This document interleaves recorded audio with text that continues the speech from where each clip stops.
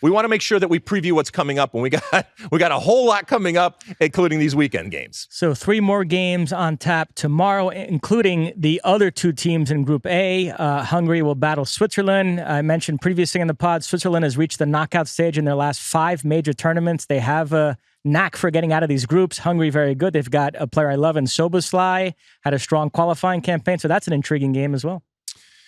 Times on those, just so everybody knows, if you're listening here in the United States and watching here in the United States, what do we got? 9, 12, and 3. Does that sound right?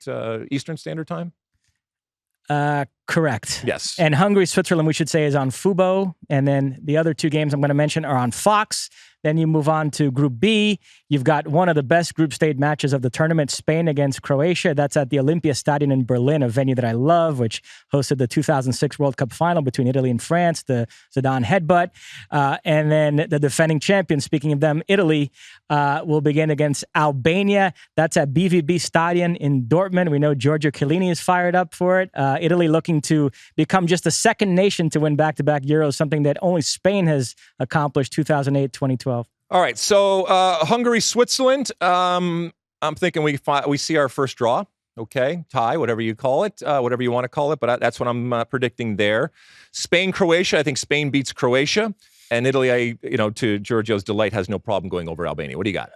Let me just say, I agree with you on Hungary, Switzerland. On Spain, Croatia, we know this could be a midfield orgy with guys like Rodri and Modric. However, I've read a lot of articles in the Spanish media about how this is a different Spanish team with the emergence of these 2 wingers, Lamine Yamal and Nico Williams. It might be a little less of the tiki-taka stuff, a little bit more vertical, playing through those guys. So interesting, after all these years of Spain having that identity, could this be the tournament where finally they try a different approach and see how... Well, we'll talk a little bit more about Yamal in a second here, but as it relates to Spain, I mean, sometimes it's hard to live up to what Spain was. I mean, they fundamentally changed the way that we think about playing the game with that incredible run and that incredible success. And let's be honest, they had the players to do it.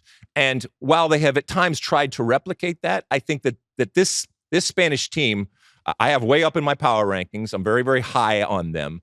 But if the success and whatever success they have is, well, maybe to your point, going to come in a very different way and not look like, what we have kind of put up on a pedestal when it comes to what Spain is. So how do you have in terms of the result between Spain and Croatia? I like Spain to win that. You like Spain, but a close one, right? Yes. Any blowout type of scenarios? Because now we have Italy, Albania as that third game. No, I don't think Italy Albania is more frisky than what Scotland was today, right? Yes, they've got a Brazilian manager, Silvinho, so I'll be pulling for them. Like half their squad plays in Italy, so they're not going to be intimidated, including guys like Aslani, who's a very good player, Inter Milan. So, Giorgio Chiellini said on the air today that Italy, they're not going to look past Albania because they play against a lot of these guys at club level. They know how good they are, so it's actually a tricky opener for the Italians. But we're also going to see for the first time, the Italy, and will the real Italy please stand up? Is it the one that we see in the World Cup, or we don't see in the World Cups at all? Or is it this one that's obviously defending champions of Euros? Carlo Ancelotti gave an interview right before this tournament to an Italian newspaper, and he said Italy's only world-class player is Donnarumma in goal. He doesn't see a single outfield player in the squad that he would classify as a world-class star. Ouch. All right, well, maybe it's some of their parts going forward. We got that to look forward to tomorrow, and we'll be giving it to you, like I said, bright and early. So wake up, whether you get some coffee or not, hang out with us for all of these games. Should we talk a little bit more big picture as to what's happening? And again, I remind people that, yes, Euros started today. Copa America starts next week, at which point we will be bringing all of those games to you live. So simultaneous tournaments happening when it comes to Fox is going to be fun. Where should we go to now, Moss? They want us to identify our favorite group stage matchup of both tournaments, the Euro and the Copa America. Our favorite matchups. I am intrigued by Portugal, and not just because it's Cristiano Ronaldo's potential last dance. Okay, so the Portugal-Turkey, right? We make sure we get this right out there. I am intrigued by that game because of what Portugal can be, because of the dynamic of Ronaldo and what he is, and what Roberto Martinez, the coach, is going to do. And because I think that Turkey is not sneaky good. They're just good, not necessarily great.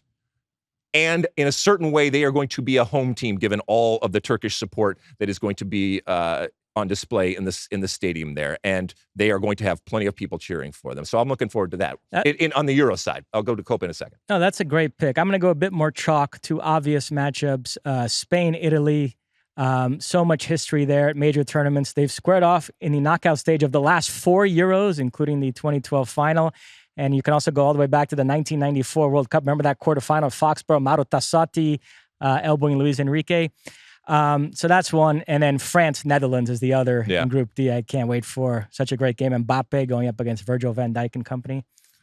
Okay. And the other side, I think I'm looking forward to Brazil, Colombia, because Colombia on the ascent, Brazil, at least according to David Mosse, not the Brazil of before. So, how does it play out in a tournament setting, what we have seen play out at times when it comes to World Cup qualifying? Based on the laws of syllogism from this week, Colombia should win that game by 4 goals. Right? Exactly. Yes. Syllogism. If you had that on your bingo card, check it off going forward.